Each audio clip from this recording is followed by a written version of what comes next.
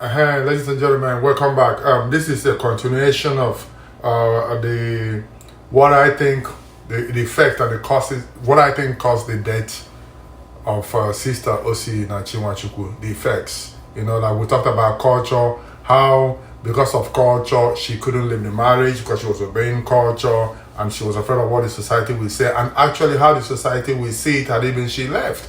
And then we briefly talked about the church, but now let's take this from the church angle. I'm a Christian. I was born into a Christian family, born and raised in a Christian family, Christian norms and values. I am for God. Every day I pray, I say, God, please use me for thy glory. I believe in God. I believe in Jesus Christ. I believe in church. But what I'm seeing today with the church in Nigeria, the church in Nigeria particularly, they are brainwashing the people. The people are being brainwashed. They are being brainwashed. Actually, I call it hypnotization. And they do it to the gullible. Because some people like us, like me, someone like me, who I was raised in the church, I know that the relationship between a person and God is what is important. Not the relationship between you and your pastor, or the relationship between you and your church members. Now, I listened to the pastor of the church that Sister Osinachi attended. She She worked for them actually, because she was in the choir or choir mistress. I don't know, but she's a big player when it comes to music in that church. The pastor of the church even wrote some songs for her as a writer, and she sang.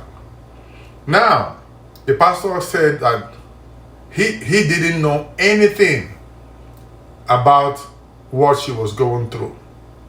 Pastor, are you not supposed to be seeing spiritually? Pastor, that some people even see you even bigger than God. Are you not supposed to have heard from God that your key choir member was suffering or is suffering? Then, now it's past tense because she's gone. Pastor, you do miracles. You perform miracles, but you couldn't see this one to perform. Pastor, I'm asking this question not for this particular pastor. I'm asking this question for all the pastors. All these so-called businessmen in Nigeria that call themselves pastors. Yes, I know there are some children of God in Nigeria. I know there are some real people that are worshiping God.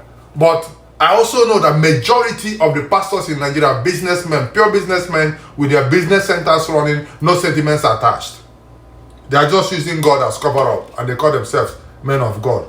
They say that God called them. When did God call you? Because if this God, the God that I worship, the God that my mom and my dad worshipped, the God that I kneel down and pray to every day, if it's the same God that you are serving, you have seen that Sister Osinachi was going through a lot. You're supposed to be the spiritual leader, and you didn't see in your dream, you didn't see in your vision, you didn't observe, and the worst part of it, you're also a medical doctor. So psychologically, you didn't see anything. Spiritually, you didn't see anything. And then you came and disgraced yourself publicly. You shouldn't have even opened your mouth with your wife. Your wife just came and said whatever she said, blah, blah, blah, and left. No emotion. No remorse. And you came to defend your church. And then the worst part, I listened to your interview. I'm not attacking you. I don't know who you are. I've never met you before. And I don't care. I don't want to meet you. The worst part of it is that you say with your own mouth when I was listening. For those of you out there who might be having problem dealing with this, they can come to you for help. For help. You couldn't help Sister Osinachi, and now they can come to you for help? Come on. Okay, I'm just gonna stop talking to you directly. Let me just talk to the whole pastors in Nigeria. Nigerian pastors, you people need to stop. If you want to worship God in truth and fairness. If you want to do business, go do business. Leave the poor masses alone. Leave the poor masses alone. I'm not judging you. You know yourself. You know yourself. Now, the thing you guys are, what you guys are preaching to people too, you people need to be careful. If Sister Osinachi did not die, none of you would have come out to say, if you're suffering in your relationship, walk away. If you're suffering in your marriage, walk away. Since she died last week Friday, I've been following you guys online and all your preaching. Everybody said you people have changed. You people have changed. You people should be careful. That is God. God is watching all of us. She's gone now. Bye-bye, gone. Now, I want to speak to the current gospel singers working with the church and everybody working with them to help them make this money. Because sometimes people come to church for entertainment, who provides it to the gospel singers. If you are in any church and you are being used like they use Sister Osinachi without caring about your welfare and your life and what is going on in your life, quit and go sing your gospel privately. Gospel music is not attached to church only. People outside that in the world, they love gospel music. I love gospel music. I will buy your album. You don't need the church to make it in gospel music business. You can start your own ministry because you are actually the talent. You are the anointed. You are the gifted, not them. You are the anointed. You are the gifted. You are the chosen one. Not these fake pastors, these fake businessmen. No. Sister Osinachi is gone. And I'm also calling on the whole girls in Nigeria in particular. If any man touch you, don't say you're going to church. Don't say pastor said. If any man touch you, make sure your people know. Make sure your co-workers know. Make sure your friends know, so that the man will be stopped right there and then. Don't love. Somebody, a dead person, know they see love. Oh. If you die, you don't finish. Love no there for. If you die, you're finished. Now that Sister Osinachi is gone, love don't end. If there was no love anyway, it's gone. Someone that was that talented, that didn't need any more. She didn't need that man for anything. The man didn't even have a job. In America, we call it pimp. That man, Nwachukwu, was a pimp that the church called deacon or pastor or junior pastor. You people have pimps in your church. Pimps. Anyway, I've been speaking out of anger and frustration. Let me calm down. Before they say Pascal Atuma said. But everything I said right here, I mean it 100%, and I'm signing off on it. I said it and I will defend it anywhere because it is too much. They need to stop.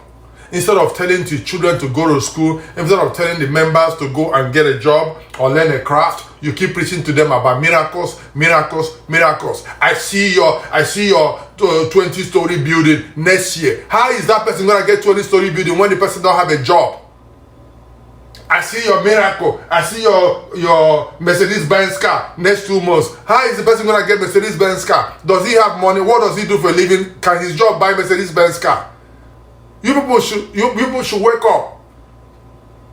You people should wake up. This, I call it hypnotization. And when I speak to some people, especially, you know what? It's like this church is mainly for poor people, though.